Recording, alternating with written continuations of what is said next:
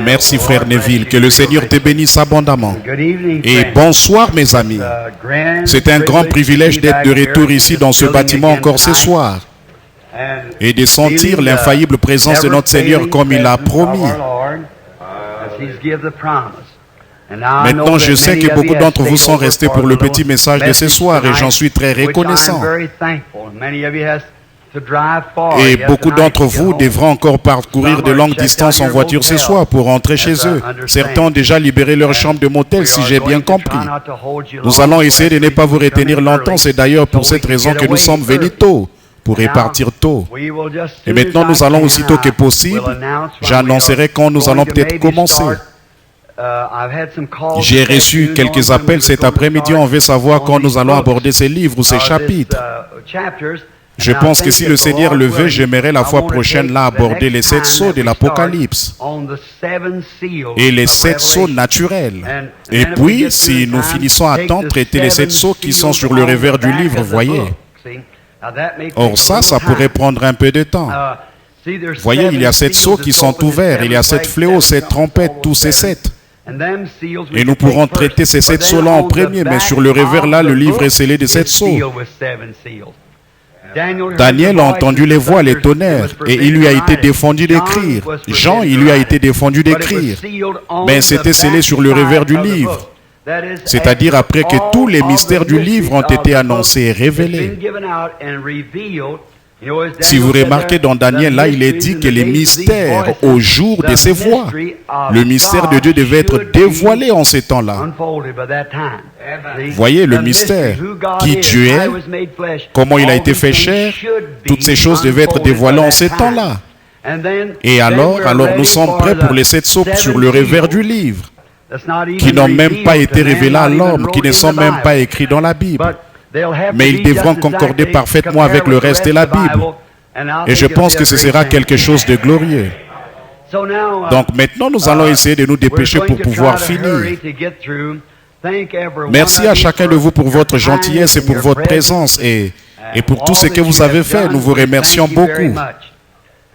Et maintenant, j'espère que nous ne vous retiendrons pas trop longtemps ce soir. Parce que vous êtes si patient, vous restez assis, vous restez debout. Ma femme disait là-bas au fond, elle parlait hier soir, elle disait, j'ai vu même des femmes assez corpulentes, elles étaient debout. Leurs vêtements trempés, debout, elles saisissaient avidement chaque parole. C'est pour ça que j'aime rester sous l'onction du Saint-Esprit. Parce qu'alors, quand on se présente devant ces gens, on leur dit la pure vérité, voyez, et absolument rien d'autre que la vérité. Et alors, ils pourront s'appuyer là-dessus et tout ira bien. Maintenant, je vous prie de m'excuser pendant quelques instants. Je suis parti un peu tôt ce matin. Les magnétophones ne sont pas en marche en ce moment et dans un instant, j'indiquerai aux frères qui enregistrent à quel moment commencer l'enregistrement. Je voudrais terminer le compte à rebours, prendre 5 minutes pour le faire avant de repartir. J'ai oublié, je suis parti, j'étais tellement emballé ce matin que je suis parti sans rien dire à ce sujet. Mais je vous ai laissé un peu comme ça. C'était quoi le compte à rebours? Voyez, je sais que nous sommes en plein compte à rebours, mais c'est quoi ce compte à rebours? Voyez, si vous ne savez pas ce qu'est le compte à rebours, alors vous serez un peu déconcerté. Donc, j'aimerais mettre la dernière main à ça juste et essayer de parler sur le même temps que ce matin pour terminer cette bande maintenant afin que la bande puisse sortir. Compte à rebours. Alors, si vous voulez bien m'excuser pendant un instant, je voudrais terminer cette bande. Mais le permettez-vous un instant seulement, après quoi nous commencerons l'autre? Alors, les frères qui enregistrent, s'il vous plaît, mettez votre magnétophone en marche maintenant. De différents endroits, tout juste rentrez là. Nous avons passé des moments merveilleux au cours des 3 derniers messages où nous avons parlé au sujet de différentes doctrines et d'autres choses que nous avons exprimées. Je viens de me rappeler à l'instant que je dois laisser un petit espace ici pour que vous qui vous occupez de l'enregistrement, vous puissiez changer de bande. Je vais vous dire quand ce sera le moment de commencer l'enregistrement. Bien. Maintenant, je dois surveiller ceci. Ça semble être des manières de procéder bien artificielles, mais il faut que les frères produisent cette bande. Et ils ne doivent pas mélanger tout ça, sinon les gens là-bas, ils ne pourront pas comprendre. C'est pourquoi nous devons le faire de cette manière. Alors si quelqu'un veut bien sortir du local et me faire signe là, j'ignore, quand ils seront prêts à changer de bande. Merci beaucoup mes amis. Je le répète pour toutes vos gentillesses et tout. Très bien. Maintenant nous sommes prêts. Vous pouvez commencer l'enregistrement. Que le Seigneur vous bénisse. Nous sommes heureux d'être de nouveau ici dans le tabernacle ce soir. La salle est bondée. Il y a beaucoup de monde debout ce soir encore. Alors que nous avons eu 3 jours ou 3 moments de réunion. J'aimerais bien que vous tous qui écoutez cette bande, s'il vous plaît, procurez-vous aussi la bande d'hier soir. Étudiez ça chez vous. Il est question de l'étape actuelle du ministère que le Seigneur m'a donné.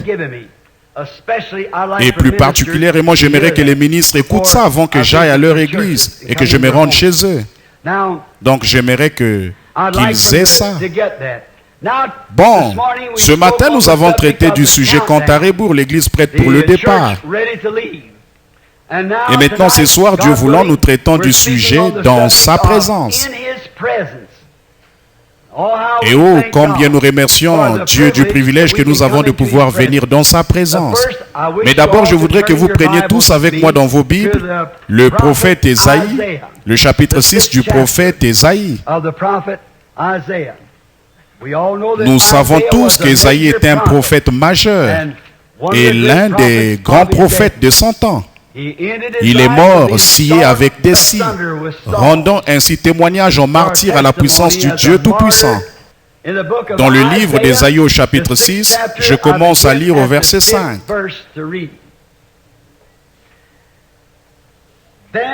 Alors je dis, malheur à moi, car je vais peut-être commencer au verset 1, excusez-moi un instant. Commençons au verset 1 et lisons jusque vers le verset 8. L'année de la mort du roi Osias, je vis le Seigneur assis sur un trône très élevé, et les pans de sa robe remplissaient le temple. Des séraphins se tenaient au-dessus de lui, ayant chacun 6 ailes.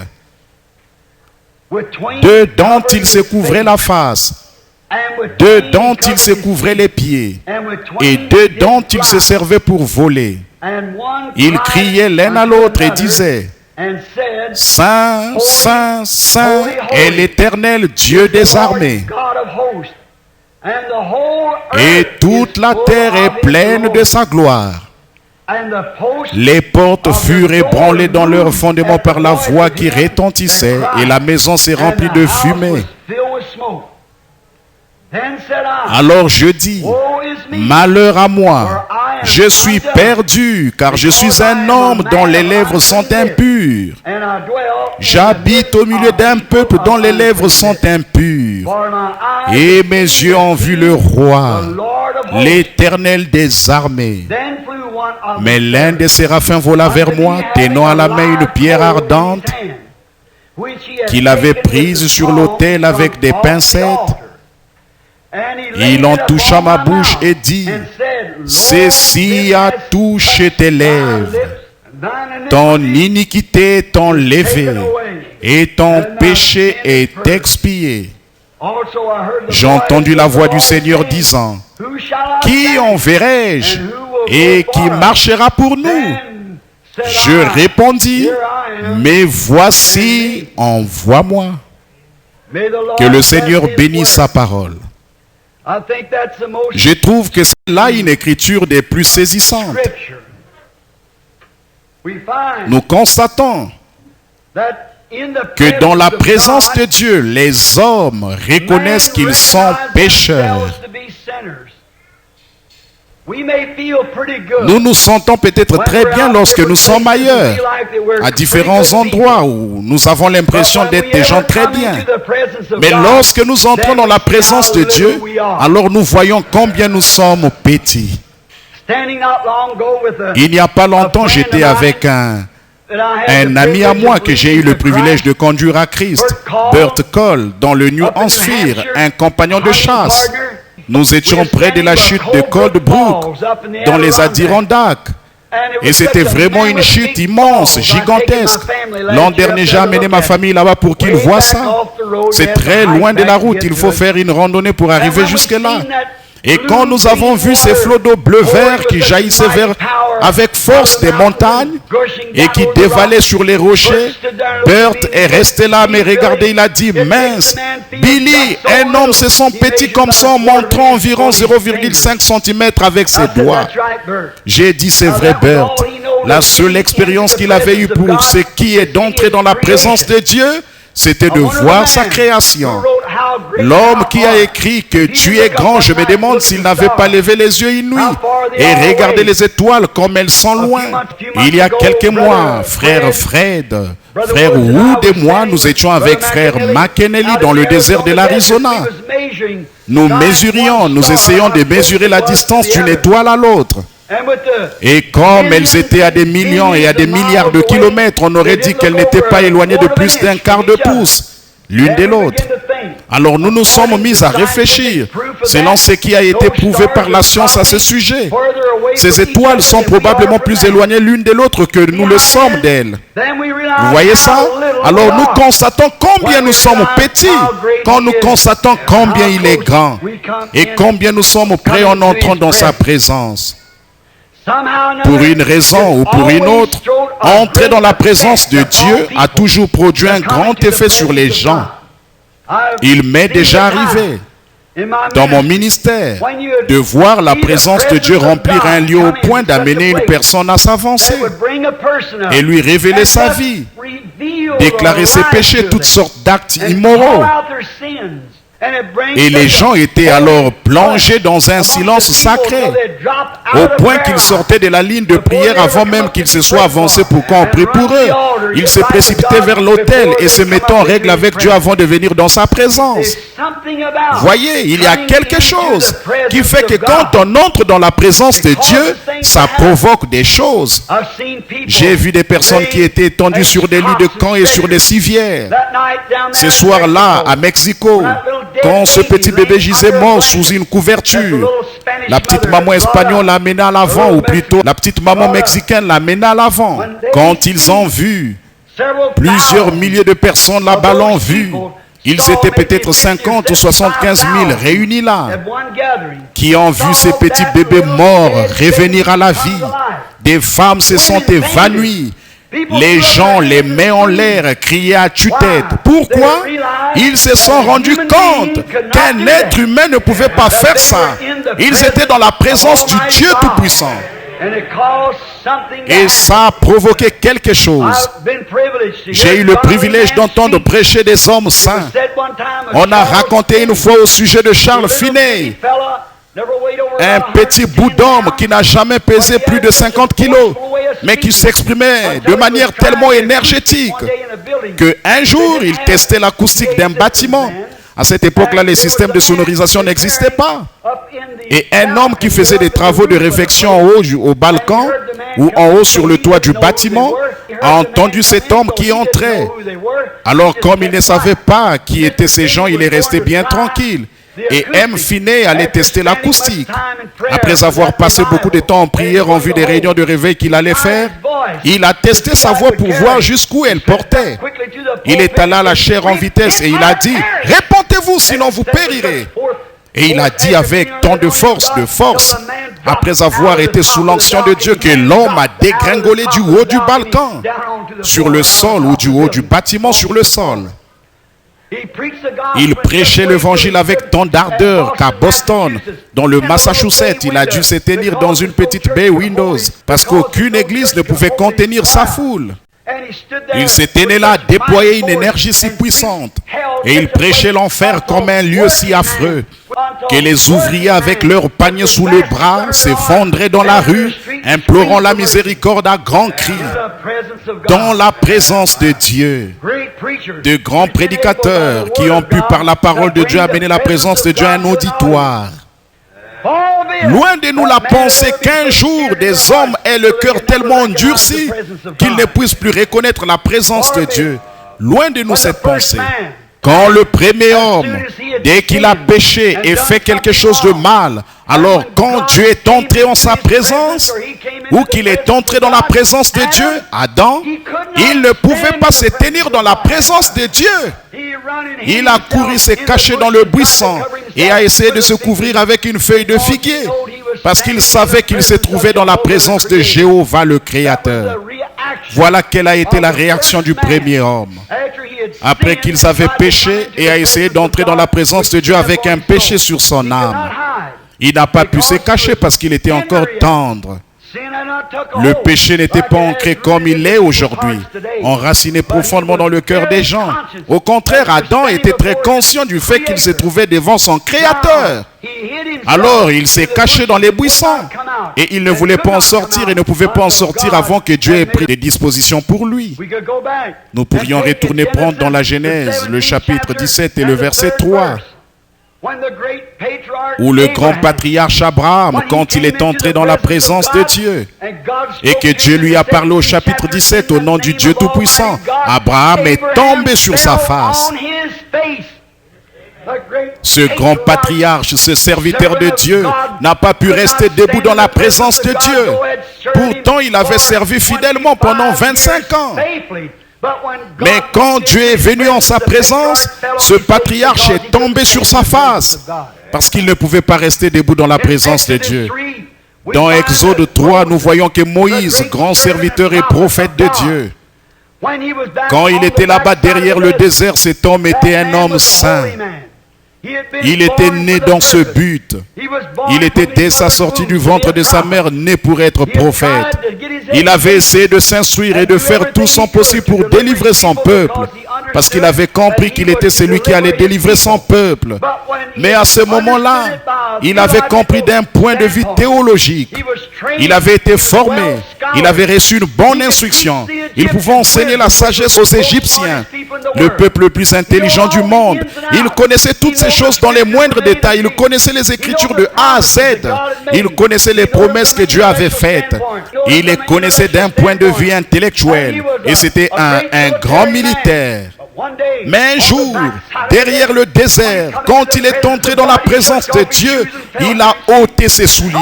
Et il est tombé à ses pieds car il savait qu'il était sur une terre sainte. Il n'a pas pu rester sur ses pieds quand il est entré dans la présence de Dieu.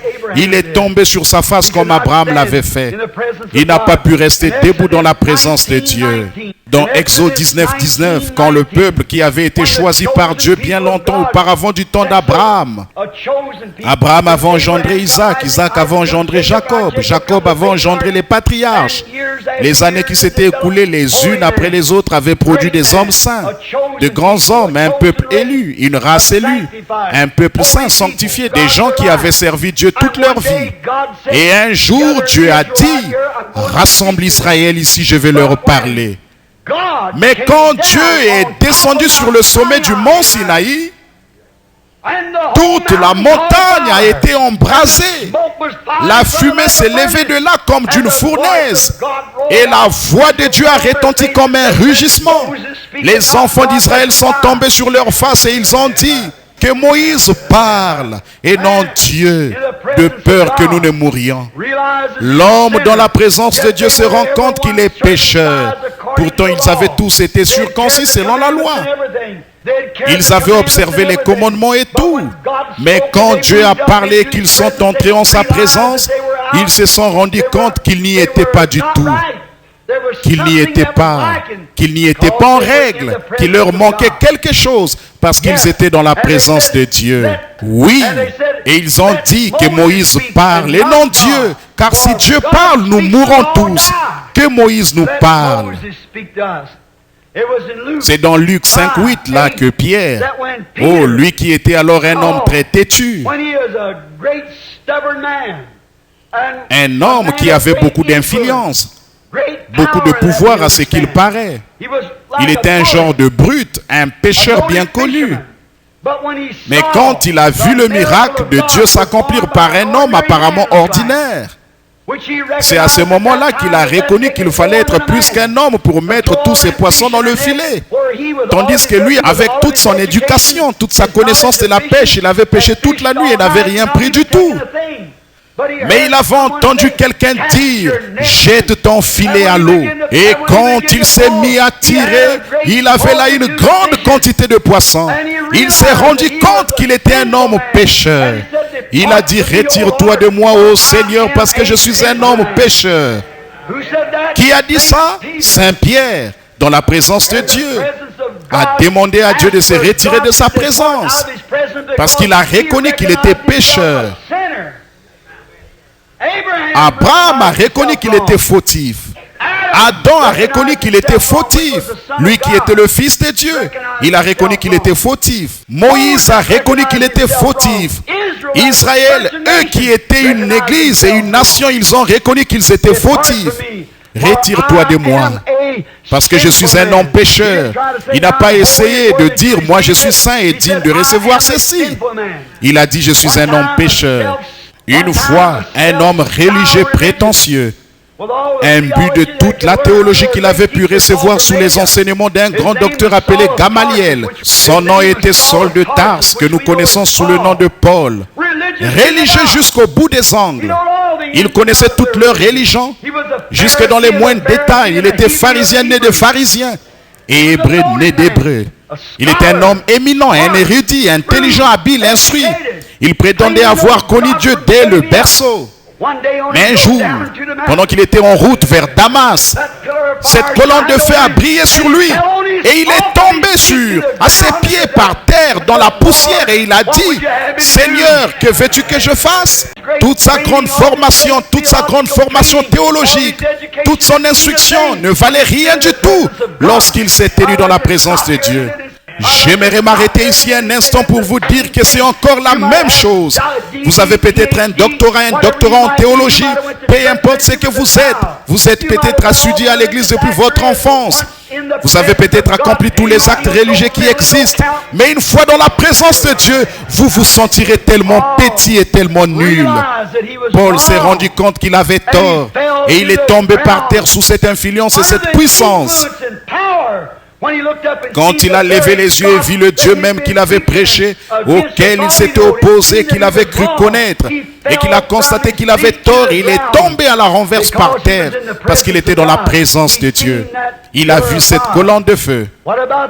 Et que dire du grand Saint Jean, d'Apocalypse 1:7? Quand la vision lui a été donnée, il a regardé, il a entendu une voix qui lui parlait. Il s'est retourné pour regarder, pour voir la voix. Et il a vu 7 chandeliers d'or. Et quelqu'un était debout au milieu de 7 chandeliers d'or. Ses cheveux étaient comme de la laine. Ses yeux étaient comme des flammes de feu. Ses pieds étaient comme semblables à des colonnes d'airain. Et il avait une ceinture d'or sur la poitrine. Et il s'appelait la parole de Dieu. Et le grand Saint Jean, après qu'il avait marché avec Christ, qu'il s'était appuyé sur sa poitrine, après qu'il avait fait toutes ces choses, comme je l'ai dit ce matin, le ministère de Paul était de beaucoup supérieur à celui de tous les autres. Voici Jean, après qu'il avait marché avec Jésus, parlé avec lui, dormi avec lui, mangé avec lui. Mais là, quand il a vu debout dans cet état glorifié, il a dit qu'il est tombé à ses pieds comme un homme mort. Amen. Pensez-y. Nous pouvons venir à l'église et parler et louer Dieu et tout. Mais oh frères, quand nous les verrons venir dans nos cœurs, ça ne sera plus pareil. Nous pensons peut-être que nous accomplissons notre devoir religieux du fait que nous allons à l'église et que nous payons nos dîmes. Nous pensons peut-être que nous observons les lois de l'église et que nous récitons tous les credos. Mais il suffit qu'une fois que nous le regardions, lui, et tout est changé du tout au tout. Oui, ça c'est sûr. Ce grand homme, Saint Jean, un si grand homme, la Bible dit dans Apocalypse 1:7 qu'il est tombé comme un homme mort. Après 3 ans et demi de communion fraternelle avec Christ, il a été l'un de ceux qui ont écrit les épîtres. Il avait écrit à son sujet. Il avait mangé à la même table que lui. Il avait dormi sur le même lit que lui. Et il avait fraternisé avec lui partout où il était allé. Mais là, quand il s'est retourné pour le voir, il n'y avait plus de vie en lui. Il est tombé comme un homme mort sur le sol ou par terre. Bien. Nous voyons Ésaïe dans Ésaïe 6:5, comme nous venons de le lire. Ce grand et puissant prophète, il est l'un des plus grands prophètes de la Bible. Il y a 66 livres dans la Bible. Il y a 66 chapitres dans Ésaïe. Ésaïe commence à la Genèse. Le milieu d'Ésaïe présente le Nouveau Testament. La fin d'Ésaïe présente le millénium. Exactement la Genèse, le Nouveau Testament et l'Apocalypse. C'est parfait. Ésaïe a été l'un des prophètes majeurs. Mais un jour, il s'était reposé sur Osias, le grand roi. Osias lui avait été ôté et il était déprimé. C'était un bien brave homme, c'était un homme juste et bon. Puisque ce roi juste, un bon roi, l'avait reconnu comme un homme saint et l'avait gardé dans son temple. Ésaïe avait des visions. Il était prophète. Ésaïe prêchait la parole. Il était ministre. Ésaïe était un homme saint. Mais un jour, dans le temple, il est tombé en extase et il a vu la gloire de Dieu. Il a vu les anges qui avaient des ailes dont il se couvrait la face, des ailes dont il se couvrait les pieds et des ailes dont il se servait pour voler. Il criait « Saint, Saint, Saint est le Seigneur Dieu ». Ce prophète s'est rendu compte qu'il n'était rien. Il a dit « Malheur à moi, je suis un homme dont les lèvres sont impures ». Un prophète, un des plus puissants prophètes de la Bible, l'un d'entre eux. Je suis un homme dont les lèvres sont impures et j'habite au milieu d'un peuple dont les lèvres sont impures. Malheur à moi, car j'ai vu la gloire de Dieu. Et il a dit que lorsque cet ange a crié, les poteaux du temple ont été ébranlés. Frère, ça vous fera. Ce ne sera pas seulement les poteaux du temple qui seront ébranlés, mais les cieux et la terre tout entier seront ébranlés quand il reviendra. Les montagnes s'enfuiront et la mer disparaîtra avec ses cris. Cachez-vous devant la face de celui qui est assis sur le trône. Ce sera un temps terrible, je te le dis, mon ami pécheur. Tu ferais mieux de t'examiner. C'est vrai. Alors Ésaïe a dit, malheur à moi, je suis un homme dont les lèvres sont impures et j'habite au milieu d'un peuple impur. Maintenant, souvenez-vous, si des hommes d'une telle sainteté ont reconnu qu'ils étaient pécheurs dans la présence de Dieu, que feront le pécheur et l'impie en ces jours-là? Que feront les gens qui ont assisté à ces réunions? Que feront les gens qui ont vu la puissance de Dieu? Qui ont entendu le compte à rebours de la parole? Qui ont vu Dieu se manifester? Et sans l'ombre d'un doute, toutes les Écritures accomplies. Mais qui essaie malgré tout d'aller au ciel sans être né de nouveau et sans avoir reçu le Saint-Esprit? La Bible dit, si le juste se sauve avec peine, que deviendront le pécheur et l'impie? Dans quelle situation allons-nous nous trouver si nous voyons Dieu se dévoiler sous nos yeux et que nous voyons la gloire de Dieu exactement comme ces hommes-là l'ont vu? Et si des hommes de cette trompe-là ont poussé des cris, des prophètes et des sages sur lesquels se fonde la parole, si eux ont poussé des cris, sont tombés à la renverse et se sont écriés, je suis un homme dont les lèvres sont impies, impureté, ça va se passer comment alors? Pour l'homme qui ne veut même pas confesser ses péchés, ça va se passer comment pour l'ado qui ne veut pas confesser ses péchés à lui ou ses péchés à elle? Ça va se passer comment pour l'homme au cœur dur qui croit en savoir plus long sur la création de Dieu que Dieu lui-même? Qu'arrivera-t-il à l'homme qui a passé toute sa vie à essayer de démontrer la fausseté de la Bible? Ce gars-là, que deviendra-t-il? Pensez-y. Ceci, c'est de l'évangélisation. C'est le temps où il faut ébranler les gens. C'est le temps dont Dieu a parlé, disant qu'il viendrait un temps qu'une fois il avait ébranlé le mont Sinaï, mais qu'il y aurait de nouveau un ébranlement où il ébranlerait non seulement le mont Sinaï, mais il ébranlerait tout ce qui peut être ébranlé. Mais avez-vous remarqué le reste de ce passage de l'Écriture? Mais nous recevons un royaume inébranlable. Alléluia. Tout ce qui peut être ébranlé sera ébranlé. Les cieux seront ébranlés. La terre sera ébranlée. Les cieux et la terre passeront, mais cette parole ne passera jamais. Car sur ces rocs, je bâtirai mon église, et les portes qui séjournent des morts ne prévaudront jamais contre elle. Tout ce qui peut être ébranlé sera ébranlé. Mais nous recevons un royaume qui est la parole de Dieu lui-même. Et Dieu est sa parole. Il ne s'ébranle pas lui-même. Amen. Oh là là. Mais nous recevons un royaume inébranlable. Il ne peut pas être ébranlé, a dit Paul, l'écrivain hébreu. Une personne pareille et un homme pareil en un moment pareil, et ce qu'ils ont ressenti.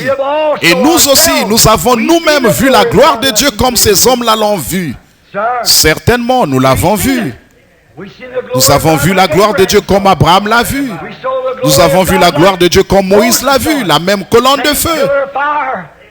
La même puissance de Dieu, le même Christ qui se révèle, qui montre ce qu'il est, qui tient sa parole en ces derniers jours. Alors comment pouvons-nous venir en ces lieux et marcher, prendre cela autant à la légère? Comment pouvons-nous marcher comme ça, rester attachés à nos credos et à nos dénominations et ne pas accepter la parole de Dieu? Ça va se passer comment pour nous en ces jours-là? Il va nous arriver quoi à nous après que nous avons vu la gloire de Dieu? Certains se tiennent à l'écart et se moquent de cela. Certains en rient. Certains appellent cela du fanatisme. Certains appellent cela de la télépathie mentale. Certains appellent cela Belzébul. Certains appellent cela telle ou telle chose.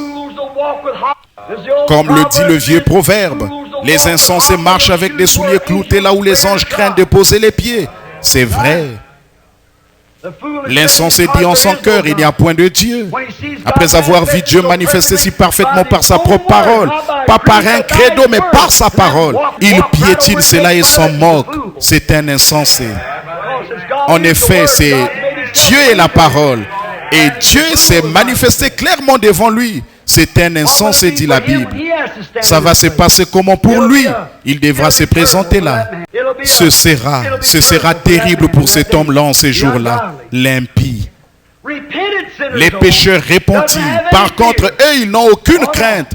Oh non. Un pécheur qui se répand, il sait qu'il y a un sacrifice sanglant qui l'attend pour prendre sa place. C'est ce qui m'apporte la consolation. J'ai vu la gloire de Dieu. J'ai senti sa puissance. Je sais reconnaître sa main quand elle me touche. Je sais reconnaître son châtiment quand il me frappe. Je sais qu'il est Dieu. Et je sais que je suis perdu. Mais quelqu'un est là pour moi. Amen. Quelqu'un est là et il dit, Père, charge-moi de toute son iniquité. Parce qu'il a pris position pour moi là-bas sur la terre.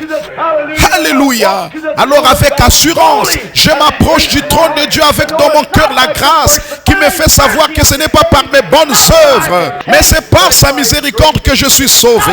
Ce n'est pas ce que j'ai pu faire, c'est à quoi j'ai pu adhérer, ce que j'ai pu dire, mais c'est par sa grâce qu'il m'a sauvé. Ce n'est pas étonnant que le poète qui a saisi ça soit écrié. Grâce étonnante qu'il est doux le sang qui a sauvé un misérable comme moi. J'étais perdu, mais maintenant j'ai été retrouvé. Aveugle, mais maintenant je vois. Comment est-ce que moi, je pourrais un jour aller au ciel? Comment est-ce que vous pourriez aller au ciel? Nous ne le pouvons pas, nous. Et il n'y a aucun moyen pour nous d'y aller. Mais il y a quelqu'un qui a frayé le chemin. Il est le chemin. Et nous, comment arrivons-nous jusqu'à lui? Nous avons tous été baptisés dans un seul esprit, dans son esprit à lui, pour former un seul corps qui s'élèvera comme en orbite. Nous quitterons la terre comme des astronautes de ce dernier jour avec la foi de Dieu. Amen. Bien sûr, les pécheurs repentis n'ont pas à s'inquiéter. Quelqu'un est là à leur place. Oh, donc après que nous sommes entrés dans sa présence maintenant et que nous reconnaissons que nous avons été dans sa présence, car nous l'avons vu faire les choses qu'il faisait quand il était issu sur terre. Comment reconnaissez-vous? Comment reconnaissez-vous la vigne que vous regardez? Parce qu'elle emporte le fruit. Comment reconnaissez-vous l'église que vous fréquentez? Par le fruit qu'elle porte. Jésus a dit, celui qui croit en moi fera lui aussi les œuvres que je fais. Voici les signes qui accompagneront ceux qui auront cru. Alors nous voyons bien qu'il ne nous a jamais destinés à aller établir des dénominations. Il ne nous a jamais destinés à aller établir des credos. Au contraire, il nous a mis en garde contre de telles choses. Car quiconque en retranchera quoi que ce soit, y ajoutera quoi que ce soit, il lui sera retranché sa part du livre de vie, voyez. Donc nous n'avons pas été destinés à faire quoi que ce soit d'autre que de nous en tenir à cette parole. Et si un homme a été envoyé par Dieu, il s'en tiendra à la parole. Parce que Dieu ne peut envoyer que par sa parole. Voyez, il doit s'en tenir à sa parole. Alors quand nous entrons dans sa présence, quand un homme entre une fois dans la présence de Dieu, il est changé pour toujours. Si en lui un changement est possible. En effet, certaines personnes peuvent entrer dans la présence de Dieu et n'y prêter aucune attention. Lui n'était pas destiné à la vie. Mais s'il a été prédestiné par Dieu, dès que le premier contact se fait, il le reconnaît. Un feu se déclenche. Regardez cette petite prostituée là-bas en Samarie ce jour-là, cette femme. Elle était mal au point mentalement et physiquement. Nous savons ça. Mais aussitôt qu'elle a vu s'accomplir ce signe du Messie, elle a dit, nous savons que le Messie viendra faire ces choses. Tu dois être son prophète. Il a dit, je suis le Messie dont il a été écrit qu'il viendrait. Elle a reconnu. Elle n'a plus posé une seule question. Elle s'est vite mise en route. Elle avait une responsabilité. Elle savait que si elle avait découvert cela et qu'elle était entrée dans la présence de Dieu, elle avait le devoir d'en parler à quelqu'un d'autre. Alléluia. C'est vrai, tout homme qui entre dans la présence de Dieu a cette responsabilité devant Dieu. À partir de cette minute-là, il doit en parler à quelqu'un d'autre. Regardez Abraham, regardez Moïse, regardez Pierre, regardez Paul. Aussitôt qu'ils sont entrés dans la présence de Dieu, ils ont reconnu qu'ils étaient pécheurs. Et ils ont scellé leur témoignage en donnant leur vie. Regardez cette petite femme. Elle ne tenait plus en place. Elle est allée dans la ville. Et elle a dit aux hommes, venez voir l'homme qui m'a dit ce que j'ai fait. Ne serait-ce point le Messie?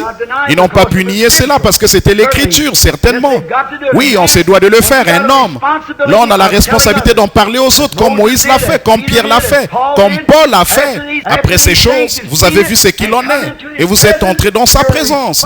Vous avez cette responsabilité. Le message doit être transmis à quelqu'un d'autre. Vous ne pouvez vraiment pas garder le silence là-dessus. Vous devez l'apporter à quelqu'un d'autre.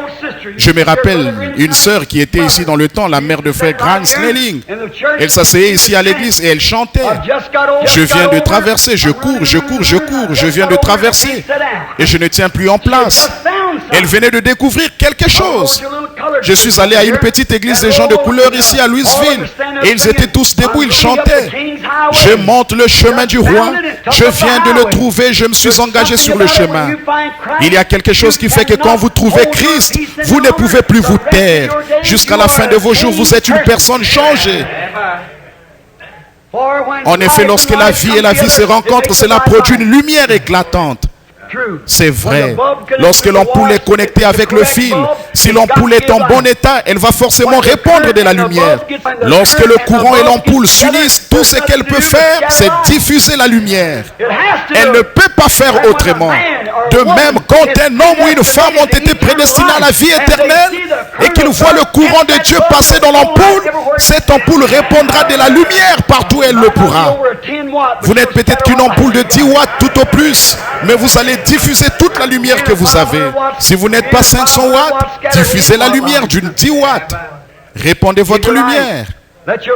Que votre lumière luise ainsi devant les hommes, afin qu'ils voient vos bonnes œuvres et qu'ils glorifient le Père qui est dans les cieux. Oui, messieurs. Lorsqu'un homme entre en contact avec Dieu, il reconnaît qu'il ne vaut rien. Comment un homme peut-il marcher comme ça en se vantant de son importance et de tout ce qu'il a pu faire alors qu'il n'est rien? Il n'est rien au départ. Un jour à Memphis, dans le Tennessee, ou à... Je ne pense pas que c'était à Memphis. C'était à l'un des endroits là-bas. J'étais avec frère Davis. Je faisais des réunions de réveil. C'était peut-être à Memphis. Et nous sommes allés dans un stade. Ils avaient là, ce n'était pas un stade, c'était un genre de musée d'art. Ils avaient là les grandes statues qu'ils avaient acquises provenant de différentes régions de la terre, représentant Hercule et différentes choses. Et ce que des grands artistes avaient peint. Et puis, il représentait là l'analyse d'un homme qui pesait 70 kg. Savez-vous quoi? Combien il vaut? 84 cents. C'est tout ce qu'il est. 84 cents, c'est la valeur de tout. Tous les éléments chimiques dont il est composé. Il contient juste assez de lait de chaud pour asperger un nid de poule. Et il contient assez un tout petit peu de calcium, un peu de potasse. Le tout se vendrait 84 cents. Mais nous prenons bien soin de ces 84 cents. Et nous les dorlotons. Il y avait deux jeunes hommes qui s'étaient nés là et l'un a regardé l'autre. Il a dit, Dim, on ne vaut pas grand-chose, hein? Il a dit, non, vraiment pas, Jean. J'ai dit, mais un instant, les gars, vous avez en vous une âme qui vaut 10 000 mondes, qui a été peut-être rachetée par la puissance de Dieu. Il suffit de l'accepter. L'homme, quand il voit ces choses, il a la responsabilité d'en parler à d'autres. Je l'ai vu quand j'étais encore tout jeune. J'y ai consacré toute ma vie. Mon seul regret, c'est que je n'ai qu'une seule vie. Je souhaiterais en avoir 10 000.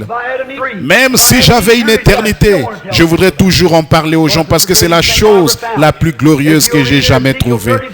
Si vous lisez dans Ézéchiel 33, au chapitre 33 d'Ézéchiel, une sentinelle avait été placée sur une tour. Et cette sentinelle avait toute la ville sous sa responsabilité. Amen. Maintenant, réveillez-vous. Réveillez votre conscience spirituelle un instant, pendant que je m'arrête sur ce passage de l'Écriture. Cette sentinelle devait être un homme formé à ça. Il fallait qu'il sache ce qu'il fait. Car à chaque instant qu'il soit, dès qu'il se pointait, que l'ennemi se pointait, il pouvait le détecter. Il pouvait reconnaître leur marche. Il pouvait reconnaître leur couleur. Il pouvait reconnaître leurs hommes de troupe. Aussi loin que les yeux humains puissent voir, lui, il voyait tout ça. Il était au-dessus de tous les autres. Parce qu'il avait été formé pour reconnaître l'ennemi.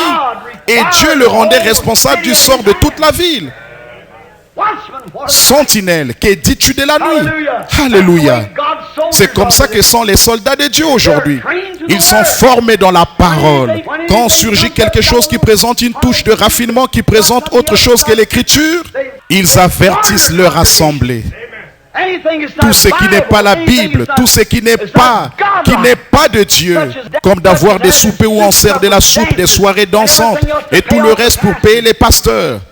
Ces pratiques-là sont mauvaises. Jouer au loto et avoir des soirées de cartes dans les églises, c'est mal. Et la vraie sentinelle sur la muraille, c'est lui qui est déjà entré dans la présence de Dieu.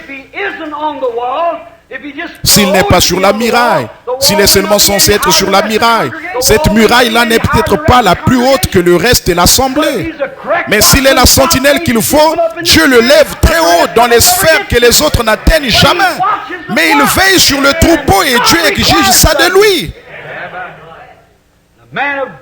L'homme de Dieu qui est dans la présence de Dieu et qui sait que Dieu est Dieu, qui sait que Dieu tient sa parole et qui regarde Dieu se manifester, faire son devoir et tenir sa parole. Alors, peu importe combien d'organisations ou de dénominations cherchent à démolir cela, il reconnaît les hommes de troupes de l'ennemi. Amen. Il sait ce qu'il faut dire à l'assemblée, la vraie sentinelle. Si nous avons confessé qu'il existe, si nous avons été dans sa présence et que nous avons confessé nos péchés, ils sont effacés du livre de son souvenir. Personne d'autre que Dieu ne peut faire ça. Bon, vous pourriez me faire n'importe quoi, je vous pardonnerai, mais je m'en souviendrai. Si moi je vous faisais quelque chose, vous me pardonneriez, mais vous vous en souviendrez. Mais Dieu, lui, peut pardonner et oublier. Réfléchissez à ça. Il ne s'en souvient même plus. Amen. Ça me fait du bien. Quand la chose ne revient même plus à la mémoire, ça, il n'y a que Dieu qui puisse le faire. Il n'y a que Dieu qui puisse faire ça. Il a dit qu'il effacerait de son livre de souvenirs. Moi, je ne peux pas le faire et vous ne pouvez pas le faire parce que nous n'avons que ces petits sens limités. Mais lui, il est le Dieu infini. Il peut carrément oublier que cette action-là a été commise. Amen. Une jeune femme venait d'une église de campagne. Et son père était un prédicateur à l'ancienne mode de ceux qui poussaient des cris ou un membre de cette église. Donc elle est allée s'installer en ville et elle s'est mise à frayer avec les femmes de là-bas. Et elle s'est mise à faire comme elle et à suivre la mode. Un jour, elle a eu un peu honte de la visite de son père et sa mère, ou de son père, plutôt sa mère était morte. Donc le brave vieux, tout ce qu'il faisait le matin, il se levait, prenait son petit déjeuner, ensuite il prenait sa Bible et la lisait. Et il pleurait, il priait, il poussait des cris de joie toute la journée, il courait de long en large dans la chambre. Et elle, ça la mettait un peu mal à l'aise. Et donc à toute heure de la nuit, là, s'il prenait la Bible et se mettait à la lire, il se levait du lit et criait à tue-tête, « Gloire à Dieu! Alléluia! Oh, gloire à Dieu! » Il passait la moitié de la nuit à taper du pied et à pousser des cris. Donc un jour, elle allait recevoir les membres de son église pour un petit thé. Le genre de réception qu'il donne tout le temps, vous savez. Alors elle se demandait ce qu'elle allait bien pouvoir faire de son père. Après tout, c'était son père. Elle décide donc de le faire monter au grenier et lui dit, « Papa, tu n'as pas envie de te retrouver au milieu de toutes ces femmes, n'est-ce pas ?» Il a dit, « Non, je ne pense pas en avoir envie. » Elle a dit, « Eh bien, on va recevoir les femmes de l'église ici aujourd'hui. On va faire une petite réunion de prière. Alors voici ce que je te propose, papa. Pourquoi ne pas monter au grenier ?» Il a dit, « Je peux bien faire ça, je pense. » Alors elle a dit, « Lis ce beau livre. » Et elle lui a donné une géographie. Elle lui a enlevé sa Bible pour qu'il reste tranquille. Elle savait bien que s'il lisait la Bible, il se mettait à faire beaucoup de bruit là-haut. Alors il était juste au-dessus d'elle, vous savez, de la pièce où avait lieu leur réception. Donc elle lui a donné cette géographie en disant, « C'est vraiment bien, tu devrais lire ça, papa, parce que ça raconte toute la vérité sur le monde. » Eh bien, il a dit, je vais lire ça avec plaisir.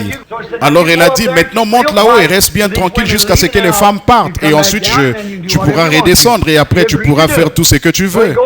Il a accepté, il monte donc et s'assied là-haut. Et pendant leur thé, vous savez, elles étaient toutes là à jacasser au sujet d'un tel et vous savez comment ça se passe, elles s'amusaient bien. Et à peu près à ce moment-là, il y a eu un déchaînement incroyable là-haut, de cris, de sauts, des morceaux de plâtre qui tombaient. Le brave vieux courait à toute vitesse de long en large dans le grenier. Il sautillait en criant à tue-tête, « Gloire à Dieu, gloire à Dieu !» Les femmes ne savaient pas ce qui s'est passé là-haut, ce qu'il y avait en haut. Alors le voilà qui descend les escaliers, il arrive à toute vitesse.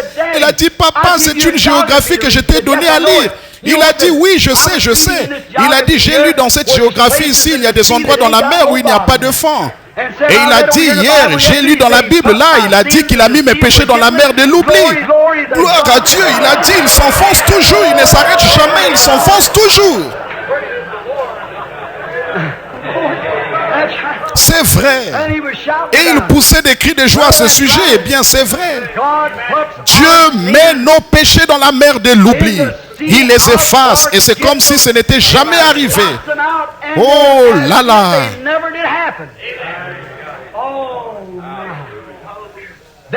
Alors nous nous tenons là par la grâce de Dieu, par Jésus-Christ notre Seigneur, pur et saint, aussi saint que lui était saint. Parce qu'il ne me voit pas. Quand je me présente là, il voit son propre fils. La seule manière pour lui de voir, il ne peut pas me voir parce que je suis en son fils. Et il ne voit que son fils. N'est-ce pas merveilleux? Nous n'avons plus à penser au péché. Tout est disparu. C'est sous le sang. Oui, messieurs. Nous n'avons plus à nous tracasser à ce sujet. C'est complètement sorti. Sorti de la mémoire de Dieu. Il ne s'en souvient même plus. Ésaïe, ce prophète puissant, quand il a confessé ses péchés, il a dit, malheur à moi, car je suis un homme dont les lèvres sont impures, un prophète. Je suis un homme dont les lèvres sont impures et mon assemblée est impure, voyez. Les gens à qui je prêche, ils sont impurs, je suis impur et malheur à moi. Mais voici un groupe d'anges descendus de la gloire de Dieu qui repoussent les nuages. Je regarde là-haut et je vois les pans de sa robe qui remplissent le ciel tout entier. Et j'observe ces anges qui n'ont jamais su ce qu'est le péché. Ils n'ont jamais même su ce qu'est le péché. Et là, dans la présence de Dieu, de deux ailes, ils se couvraient la face. De deux ailes, ils se couvraient les pieds. Et ils ont deux ailes dont ils se servent pour voler. Et ils crient jour et nuit, Saint, Saint, Saint est le Seigneur Dieu. Il y a de quoi sentir son manque de sainteté, n'est-ce pas? Alors, qu'est-ce qu'il a fait? Il a dit, malheur à moi. Et quand il a confessé ses péchés, qu'il a dit, malheur à moi, l'ange est allé prendre les pincettes. Il a pris un charbon ardent, ce qui représentait le Saint-Esprit et le feu. Il est allé en toucher les lèvres du prophèet il a dit, j'étais purifié. Alors les ailes, en battant l'air comme ça, ont repoussé les rideaux du temps. Et ils ont entendu Dieu dire qu'il marchera pour nous. Mais après qu'il a découvert qu'il y avait un moyen d'éliminer le péché, Dieu désirait que quelqu'un marche pour lui. Alors il a dit, mais voici, envoie-moi. Il avait été dans la présence de Dieu. Il avait confessé ses péchés. Il avait été purifié de ses péchés. Et il était prêt à servir. Comme le poète qui a saisi ça l'a exprimé. Des millions se meurent dans le péché et la honte, entend leurs cris tristes et amers. Dépêche-toi mon frère, va vite à leur secours, réponds-lui sans tarder, maître, me voici. Quand je pense à l'Afrique, à l'Inde et partout dans le monde, des millions de païens crient et implorent la miséricorde, mais qui ira? Pas leur remettre un trac, mais leur apporter Jésus-Christ. Quelqu'un qui est dans sa présence comme Moïse, qui pourra descendre là-bas leur montrer ce qu'est une vraie délivrance. Pas les faire adhérer à une église ou leur faire serrer la main à quelqu'un et adopter un credo, mais apporter la délivrance à leur âme, un homme saint et bon. Oui, Ésaïe a confessé ses péchés et il a été purifié. Après que Jacob avait lutté toute la nuit là en train de confesser ses péchés, vous vous rappelez le lieu où il se trouvait? Il a été appelé Péniel, P-N-I-T-L, Péniel. Le mot Péniel en hébreu signifie la face du Dieu Tout-Puissant. Jacob, le petit escroc, avait fui tout. Son nom était Jacob, ce qui signifie supplantateur, c'est-à-dire trompeur. Il avait fui toute sa vie loin de Dieu, mais après être rentré une fois dans la présence de Dieu à Péniel, devant la face de Dieu, il s'est saisi de Dieu et a refusé de le laisser aller. Oh Dieu, nous avons besoin de plus de Jacob. Il a tenu bon devant la face de Dieu, dans la présence de Dieu. Il est resté là jusqu'au lever du soleil. Et Dieu a dit, laisse-moi aller car le soleil s'élève. Et il est resté là devant la face de Dieu jusqu'au lever du soleil. Mais il est reparti justifié et sauvé. Ah, oh, c'était vraiment fantastique. Donc de savoir qu'il avait lutté jusqu'au bout. En effet, il avait eu des signes venus de Dieu, il avait eu des songes au sujet de Dieu. Mais cette fois-là, il avait été devant la face de Dieu, dans la présence de Dieu. Pensez-y mes amis. Maintenant nous allons faire vite. Dans la présence de Dieu, un homme est changé. Jacob a été changé. Il pouvait maintenant marcher avec Dieu. Oui, il était un homme différent de celui qu'il était lorsqu'il est parti là-bas. Le combat était maintenant terminé. Oui, messieurs. Il s'est mis à bâtir un hôtel. Il n'avait pas l'habitude de bâtir des hôtels, vous savez. Mais je vous assure que quand on entre dans la présence de Dieu, on a envie de bâtir un hôtel quelque part. On a envie de trouver un endroit où on pourra prier. Il a bâti un hôtel. Il a été purifié. Dieu avait gagné. Et Jacob a été changé de Jacob, supplantateur, en Israël. Un prince puissant devant Dieu. C'est ce qui est arrivé à Jacob, le supplantateur, le trompeur, l'injuste, l'impie, le trompeur qui avait trompé son frère, qui avait pour ainsi dire volé à son frère le droit d'aînesse. Il avait obtenu par un moyen déloyal. Quel trompeur! Il a mis des branches de pélier, ce qui produit des veaux tachetés quand les vaches partantes venaient là regarder ça. Et les brebis, elles voyaient ces branches tachetées et mettaient des bras des petits tachetés qui avaient des taches de naissance à cause de ça. Trompeur, il a trompé son beau-père, il a trompé sa mère, trompé son père, trompé son frère. Mais après s'être retrouvé une fois dans... C'était un escroc. Il était en fuite partout où il allait. Il était toujours en fuite devant Dieu. Il était en fuite devant son frère. Mais quand il est rentré dans la présence de Dieu, il a reconnu qu'il était un pécheur. Qu'est-ce qu'il a fait? Qu'est-ce qu'il a fait? Il a vu la possibilité qui s'offrait à lui. Il s'est trouvé en présence de quelque chose auquel il n'avait même jamais pensé auparavant. Et il est resté là jusqu'à ce que tous ses péchés aient disparu. Oh là là, Dieu l'a amené en sa propre présence. Dieu trouve un moyen d'amener les hommes en leur présence, après quoi ils prennent leurs décisions. Certains fuient loin de lui, certains accourent vers lui. S'ils ont été prédestinés à la vie, ils y croient et ils s'y accrochent. Sinon, ils cherchent à s'éloigner et ils disent, il n'y a rien de vrai là-dedans, voyez. Et ça, c'est l'homme qui est perdu. L'homme qui confesse son péché recevra son pardon. Si vous cachez votre péché, vous ne prospérerez point. Non. Donc Jacob, lorsqu'il, vous savez, le lendemain, il a rencontré Ésaü, son frère. Il n'avait plus besoin de son aide. Il n'avait plus besoin de ses armées. Son occupation maintenant, c'était de bâtir des autels. Il ne craignait plus Ésaü. Puis Psaume 16:8, je garde l'Éternel sous mes yeux. C'est afin qu'il ne soit pas dans la confusion. Il désirait être conscient de sa présence. C'est pourquoi David a dit, je garde constamment l'Éternel devant moi. En effet, moi, David, je garde l'Éternel devant moi afin d'être toujours conscient de la présence de Dieu.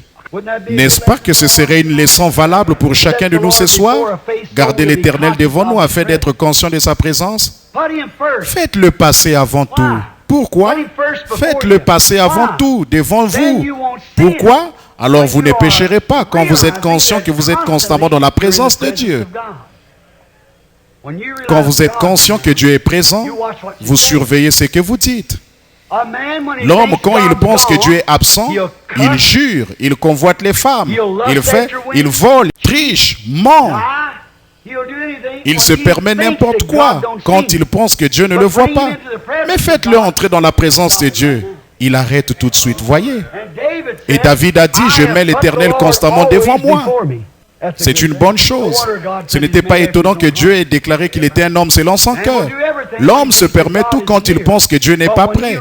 Mais quand il est conscient que Dieu est prêt, avez-vous déjà remarqué le pécheur? Lorsqu'une personne sainte s'approche, il arrête de jurer. Il a un temps, soit peu de respect, voyez.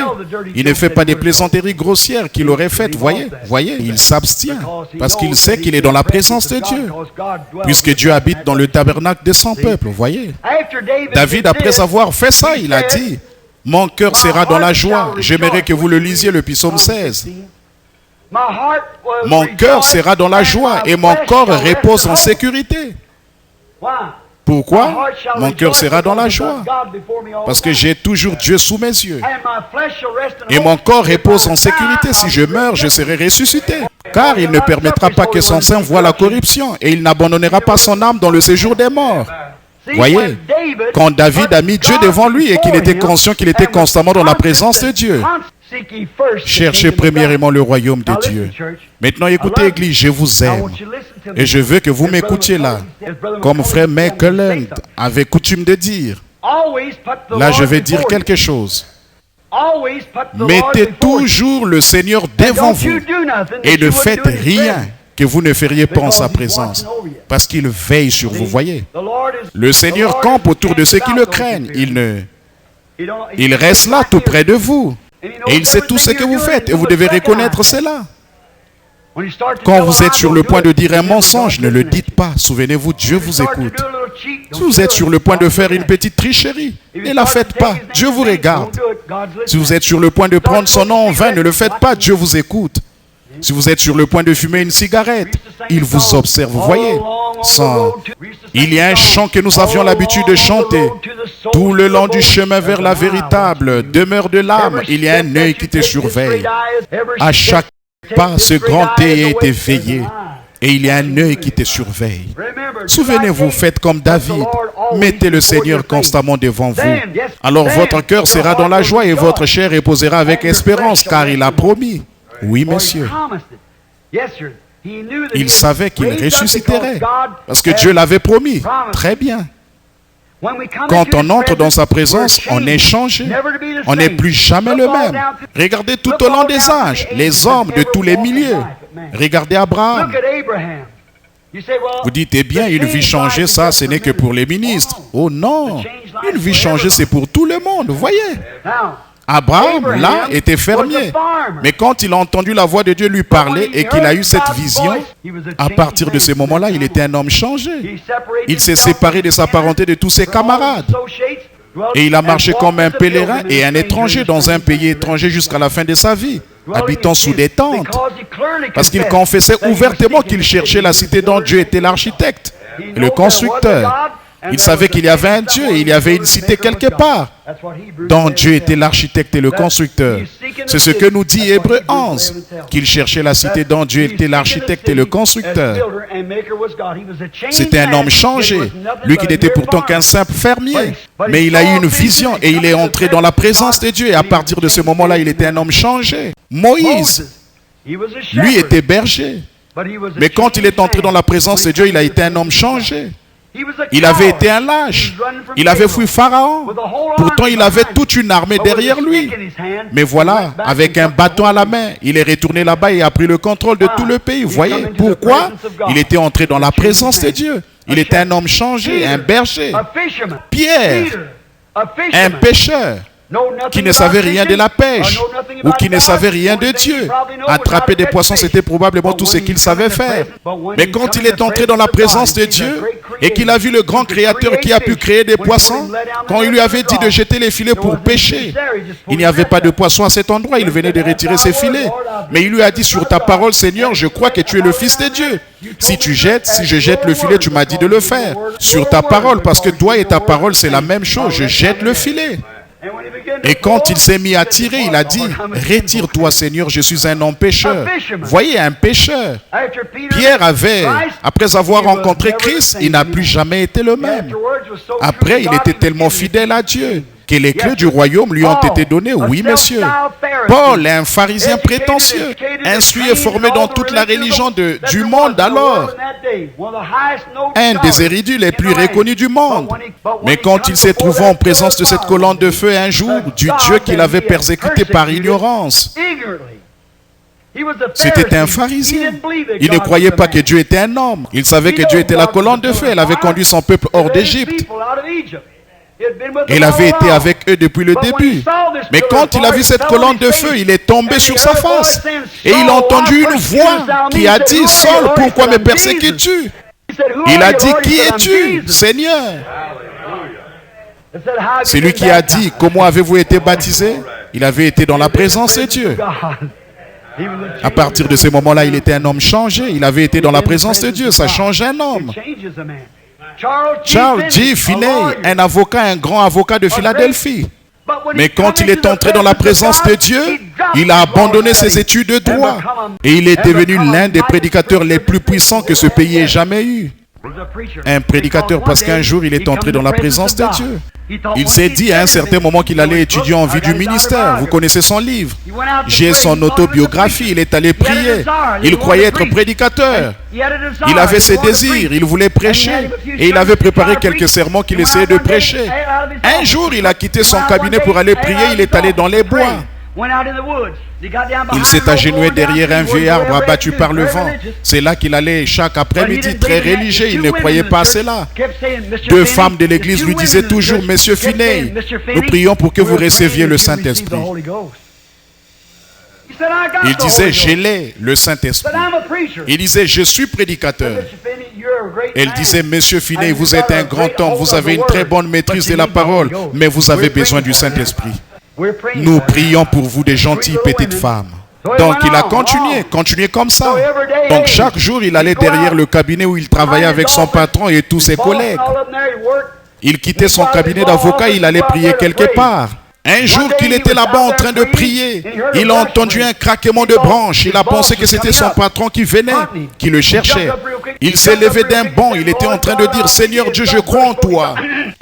Et il y a eu un craquement de branches. Il s'est relevé, il a dit, il a regardé autour de lui pour voir ce qui avait produit ces craquements de branches. Et c'est à ce moment-là qu'il est entré dans la présence de Dieu. Il a compris que ce craquement de branches, c'était dans un but. Il s'est tenu là, les larmes coulant sur ses joues. Il a dit, ces femmes ont peut-être raison. J'ai honte d'être vu en train de parler à mon Dieu. Mais je considère comme un bonheur être vu en train de parler à mon patron. Mon Seigneur, ne vaut-il pas bien plus que mon patron? Il a dit, Seigneur, pardonne-moi et remplis-moi du Saint-Esprit. Il s'est mis à crier, à tue-tête et à pousser des cris de joie.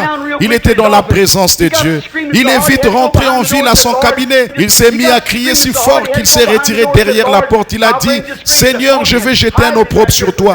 Cache-moi ici jusqu'à ce que ça me passe. Pourquoi?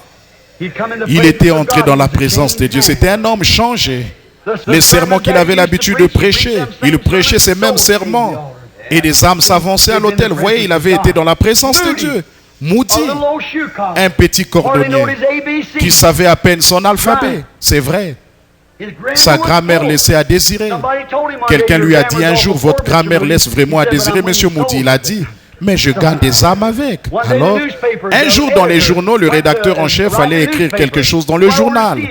Il est allé voir comment cet homme arrivait à captiver des foules dans de telles conditions.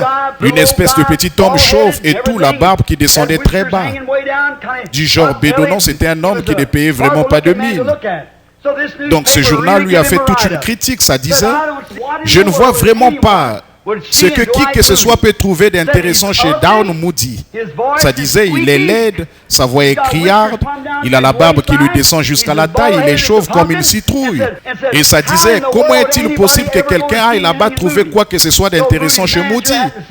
Donc l'organisateur de campagne de Moody est tombé sur cet article. Il a dit, regardez monsieur Moody, je vais vous lire ça. Moody n'aurait pas été capable de le lire lui-même. Alors il lui a dit, je vais vous lire cet éditorial. Et c'est ce qu'il avait écrit. Moody s'est contenté de hausser les épaules. Il a dit, bien sûr que non, c'est Christ qu'il vient de voir. Un point c'est tout. Pourquoi? Il avait été dans la présence de Dieu. Lui qui autrefois avait fabriqué des semelles de chaussures, qui allaient être usées par les gens, qui chaussaient maintenant les gens de l'évangile de la préparation. Pourquoi?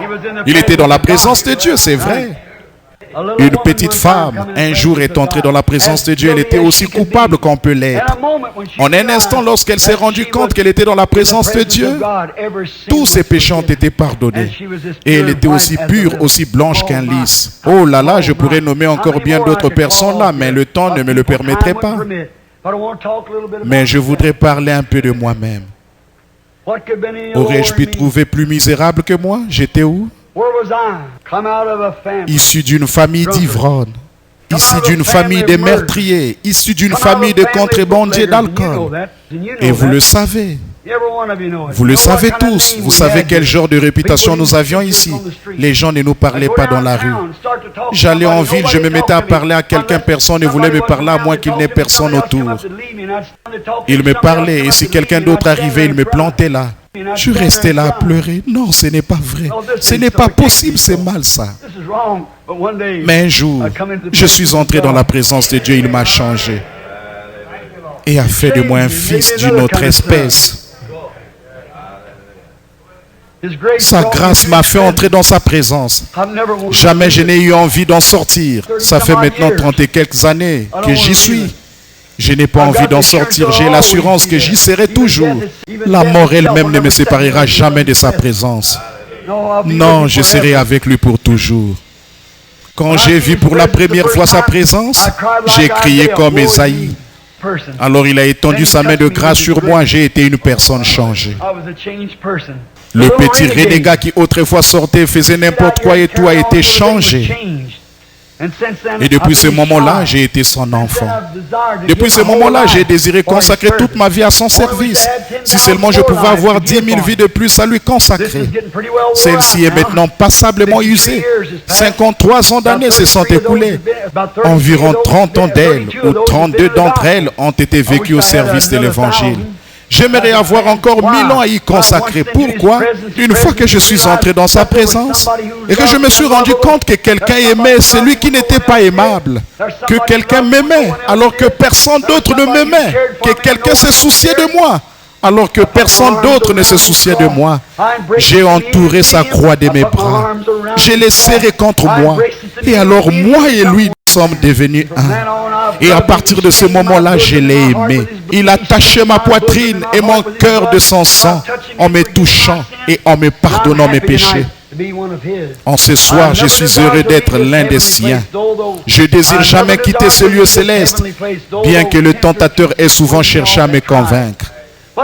Mais je suis en sûreté dans l'attente de Dieu. Son amour et sa grâce me rendent heureux. Je vis dans le cœur des Alléluia. Oh, ça réjouit mon cœur. Je le recommande à toutes les personnes abattues. Je vous le recommande à vous qui n'avez pas d'espérance. Vous qui n'avez jamais été dans sa présence, tout ce que vous devez faire, c'est confesser vos péchés et vous rendre compte que vous avez tort. Et ce soir, Dieu a établi cet ange appelé le Saint-Esprit. C'est lui qui ôtera tous vos péchés. Alors vous vous écrierez, Seigneur, me voici, envoie-moi.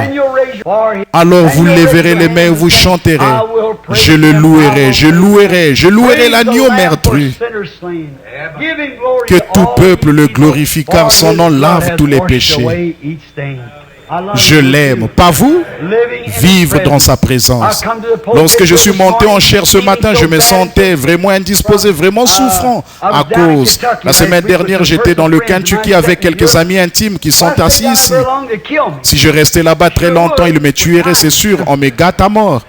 Et quand je suis plein, complètement gavé, Frère Branham, vous prendrez un peu de ceci? C'est tellement bon que j'essaie de faire descendre ça de force. J'avais l'estomac tellement chargé que je n'arrivais même plus à bouger. Je n'arrivais pas à dormir, je me levais, je marchais un peu. Et ce matin, quand je suis arrivé, je ne me sentais pas très bien. Mais dès que je suis entré dans sa présence, c'était réglé. C'était réglé, tout a disparu à ce moment. C'est vrai, oh, vivre dans sa présence. Je le louerai. Je le louerai.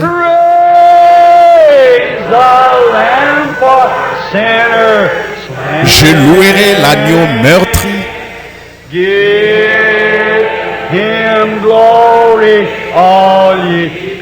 Que tout peuple le glorifie.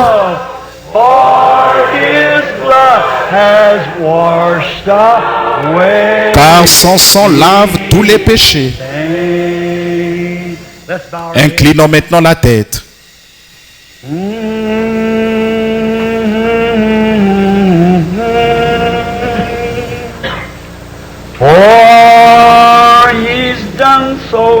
Car il a tant fait pour moi.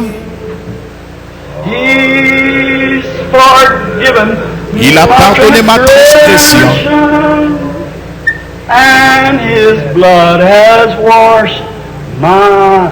Et son sang a lavé mon péché. Je le louerai. Je le louerai.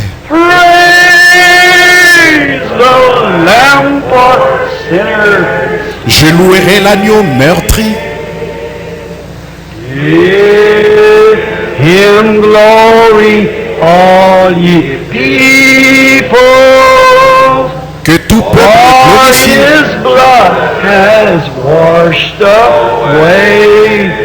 Car son sang lave tous les péchés.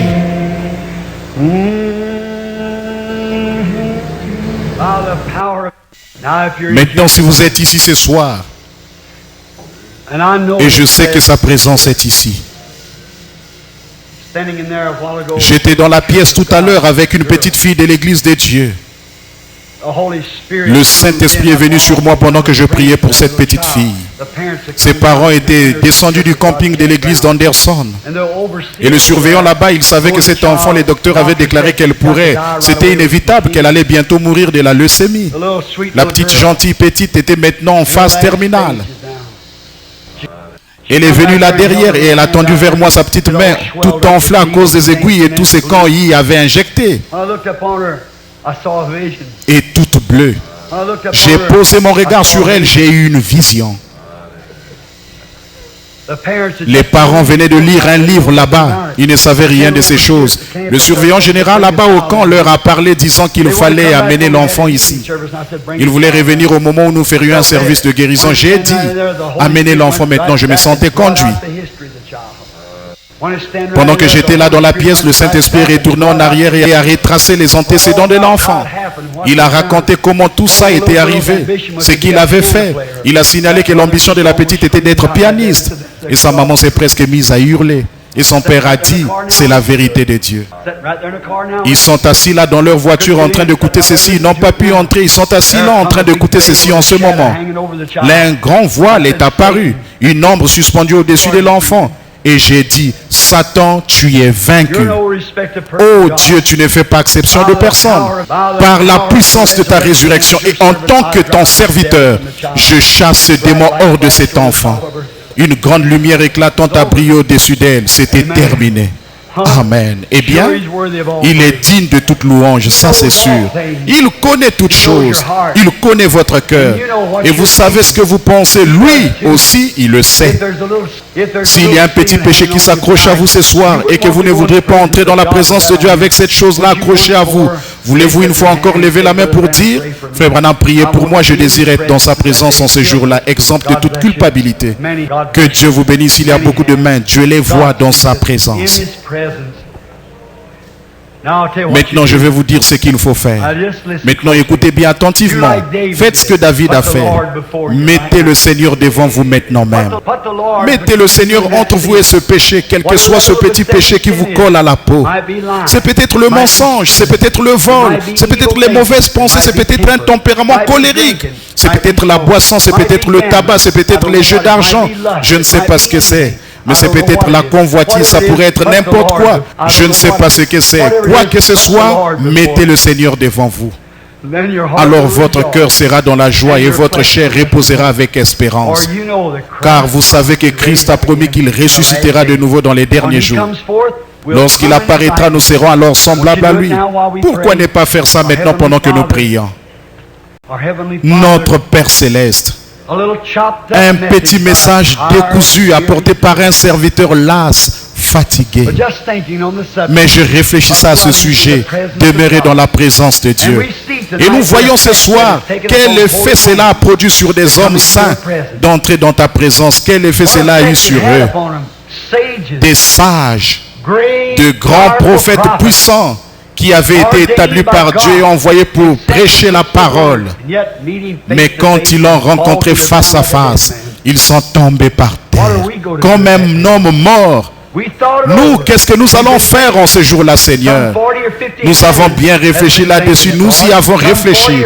Une quarantaine ou une cinquantaine de mains y ont réfléchi, Seigneur. Puisque ces gens viennent de lever la main, ou les cœurs qu'il y a derrière ces mains, y ont réfléchi à leur rencontre avec lui depuis que nous parlons. Et qu'est-ce qu'ils feraient s'ils devaient le rencontrer? Mes mains à moi, Seigneur, sont levées. Qu'est-ce que je vais faire? En effet, Père, je commets beaucoup de fautes. Je viens de confesser mon péché ce matin devant l'église, comme je te l'ai confessé au sommet de la montagne l'autre matin quand il faisait grand vent et qu'il neigeait. Et là-haut, au sommet de la montagne, oh, combien j'ai crié à toi et je t'ai supplié de me pardonner ma stupidité. Et combien j'appréhendais de venir devant mes frères, alors que certains d'entre eux me considèrent comme ton serviteur prophète. Et Seigneur, ça me coûtait terriblement de venir devant eux pour parler d'un acte stupide que j'ai pu faire une chose pareille. Mais oh Dieu, il est salutaire pour mon âme que je confesse mes péchés et que je ne les cache pas. Alors pour être honnête envers toi et sans reproche devant les gens, je l'ai confessé, Seigneur. J'ai tort, j'ai complètement tort, j'implore pardon.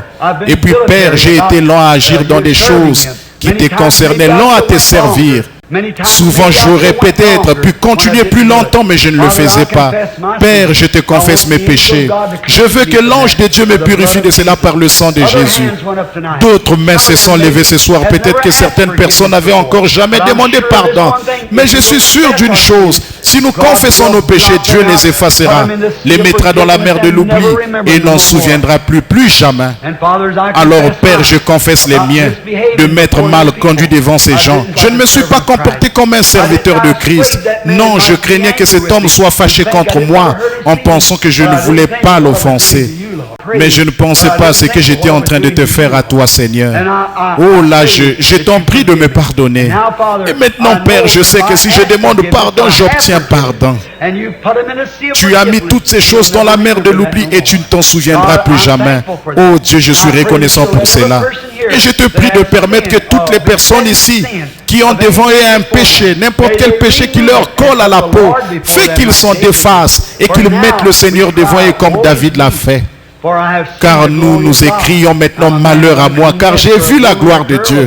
Je suis un homme dont les lèvres sont impures, ou une femme, ou une jeune fille dont les lèvres sont impures. Quoi que nous soyons, nous sommes impurs et nous implorons le sang de Jésus, le sacrifice approprié, de nous purifier de tout péché afin que nous puissions demeurer à jamais dans sa présence. Donne-nous de repartir d'ici ce soir, notre cœur dans la joie et notre chair reposant avec espérance, en sachant que lorsque Jésus reviendra, nous serons ressuscités avec lui à sa ressemblance et nous le rencontrerons dans les airs, dans l'enlèvement, lorsque le compte à rebours sera enfin terminé. Nous voyons que le comptage pour le 7e âge de l'Église est déjà fait et nous sommes maintenant prêts à décoller. Nous te prions, ô Dieu, avant que tu fermes la porte, s'il y a quelqu'un ici ce soir qui n'est jamais entré, puisse-t-il faire vite se hâter d'entrer, car nous sentons que la porte de la miséricorde qui sépare la miséricorde et le jugement est en train de se fermer. Ceux qui accepteront la miséricorde entreront, ceux qui refuseront d'entrer devront subir le jugement. Dieu ferme la porte. Qu'aucun de ces pécheurs repentants ne trouve une porte fermée ce soir. Puissions-nous tous obtenir le pardon et la miséricorde au nom de Jésus-Christ. Et maintenant, Père, aux malades et aux affligés, à ceux qui ont des besoins, je prie que ta grâce fournisse tous ces dont ils ont besoin. Puisse-t-il entrer en Christ dans sa présence. Placer Christ, Christ la promesse. Il a été blessé pour mes transgressions, c'est-à-dire mes péchés. C'est par ses meurtrissures que je suis guéri. Alors je place le Seigneur devant ma maladie. Il est à ma droite, je ne chancellerai point. Alors j'avance avec assurance, confessant que je suis guéri. C'est par ses meurtrissures que je suis guéri. Accorde le Seigneur à chacun d'eux. Et nous savons que si nous confessons de notre cœur et ou de nos lèvres, et que nous croyons dans notre cœur, alors nous obtenons ce que nous désirons. Tu as dit, quand vous dites quelque chose, croyez que cela arrive. Et ce que vous avez dit vous sera accordé. Nous croyons cela, Père. Et nous croyons que tu nous purifieras de tous nos péchés, que tu guériras toutes nos maladies. Et que tu accorderas ta grâce, Seigneur, afin que nous te servions. Sois avec ces gens. Beaucoup d'entre eux vont rouler sur des routes sombres ce soir. Beaucoup d'entre eux parcourant de nombreux kilomètres. Fais qu'il ne leur arrive rien, Seigneur. Ils sont venus de partout dans le pays s'asseoir ici pour écouter le compte à rebours, pour voir combien proches nous sommes du temps de la fin. Je leur ai maintenant demandé de repartir en plaçant Dieu devant eux, constamment devant eux, devant tout le reste, avant leur voyage, avant de faire quoi que ce soit, avant leur lever, après leur coucher, toujours avant de dormir, n'importe où, qu'ils fassent passer Dieu avant tout. Car il est à ma droite, je ne chancellerai point. Ainsi que leur cœur se réjouisse en sachant qu'ils ont reçu ce qu'ils ont demandé, parce que Dieu l'a promis, et leur chair reposera avec espérance. Accorde le Seigneur, car nous te le demandons au nom de Jésus-Christ. Amen.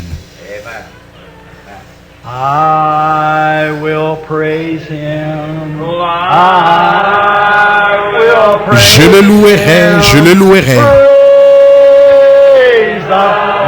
Je louerai l'agneau meurtri.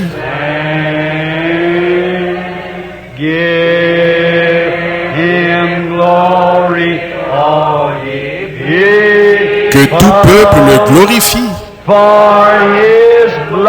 car son sang lave tous les péchés.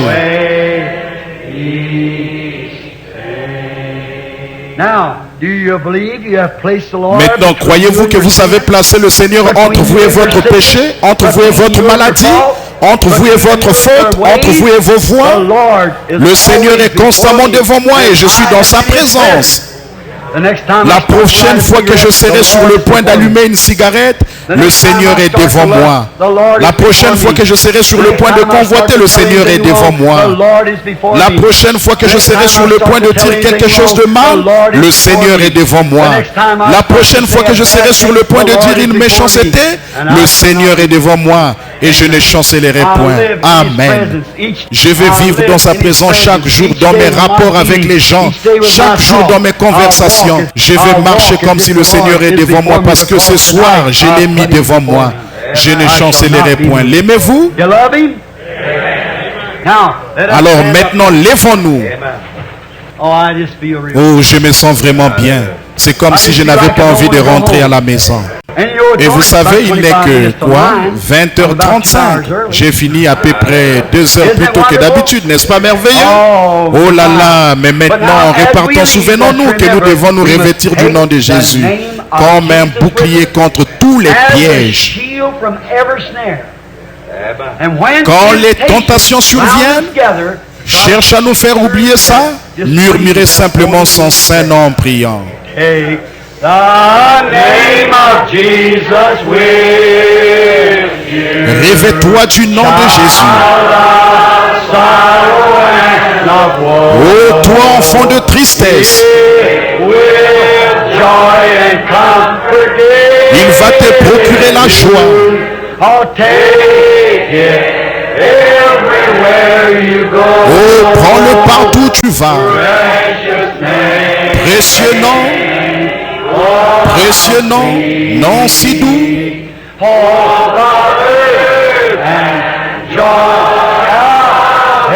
Espoir de la terre, joie du ciel. Précieux nom, nom si doux.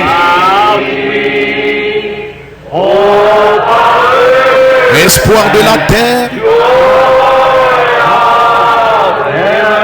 joie du ciel. Combien apprécie notre pasteur frère Neville? N'êtes-vous pas reconnaissant au Seigneur pour cet homme bon et honnête, un homme de tous les jours qui croit l'évangile? Et il fait un travail vraiment formidable en obéissant au commandement de Dieu, en prêchant la parole et en veillant à ce que cette grande atmosphère spirituelle règne dans l'église en tout temps. Souvenez-vous, je suis descendu par la côte Est et j'ai traversé le Sud, je suis remonté par la côte Ouest, j'ai traversé le Canada et je n'ai pas rencontré une seule église qui soit aussi spirituelle que cette église ici. Elles se sont dégradées, oui. Soit qu'elles sont tombées dans le fanatisme, ou qu'elles se sont embarquées dans toutes sortes de galères, ou qu'elles sont tellement froides qu'on ne peut plus les remuer. Voilà tout. Maintenant, vous aimez-vous les uns les autres? Oh, serrez-vous la main les uns les autres et dites gloire au Seigneur, gloire au Seigneur, gloire au Seigneur, gloire au Seigneur, sœur, gloire au Seigneur. Content que vous soyez venus, frère. Gloire au Seigneur, sœur. Que Dieu vous bénisse bien, que Dieu vous bénisse très bien. Que Dieu vous bénisse. Que Dieu vous bénisse. Que Dieu vous bénisse. Que Dieu vous bénisse. Take the name of Jesus with you. Revêt-toi du nom de Jésus comme d'un bouclier puissant. Quand les tentations surviennent, qu'est-ce que vous faites? Murmure son nom en priant. Précieux nom, nom si doux. Espoir de la terre, joie du ciel. Précieux nom, nom si doux.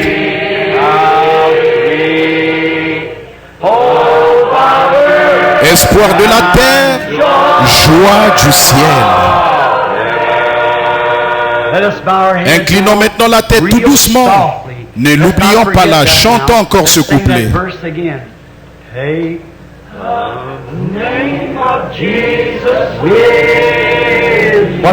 Revêt-toi du nom de Jésus comme quoi? Comme d'un bouclier puissant. Quand Satan essaie de vous prendre au piège, quand les tentations surviennent, qu'est-ce que vous faites?